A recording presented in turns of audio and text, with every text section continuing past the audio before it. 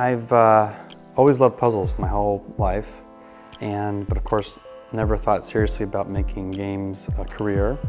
But when it was time, about 6 months ago, for me to figure out what I wanted to do next, searched myself and realized, you know, why don't I, if I'm going to work really hard on whatever my next company is, it better be something that I really enjoy doing. So took the leap and decided to start a game company.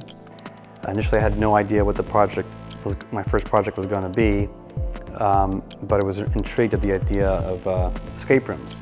The Palace of Fine Arts was a natural venue for an escape room. It's a place that's 100 years old, it's rich with history, and we just thought it was a great venue to create an escape room.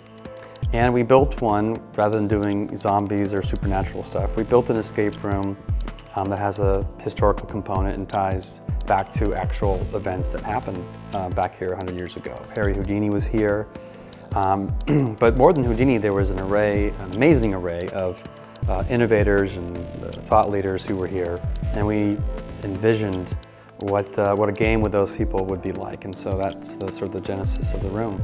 We wanted to build the room that met the needs of the story and the puzzle and the game that we wanted to create. We weren't out to create something technical first.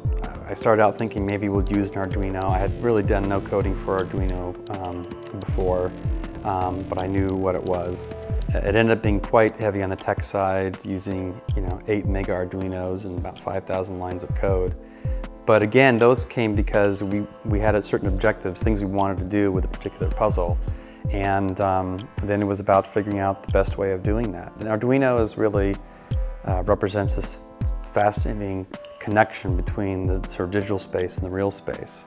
And it's sort of interesting how so much of the world has been trying to make the digital world more real, virtual reality.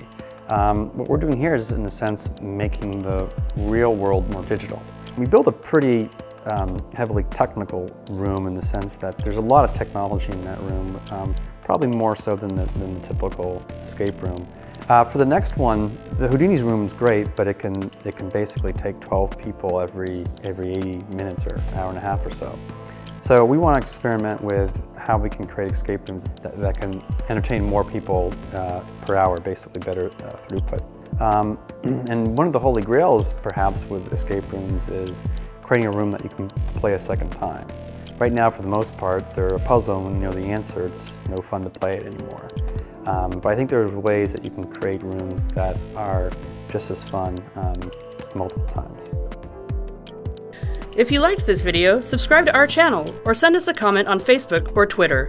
Be sure to check out our other project videos or visit us on MakeZine.com.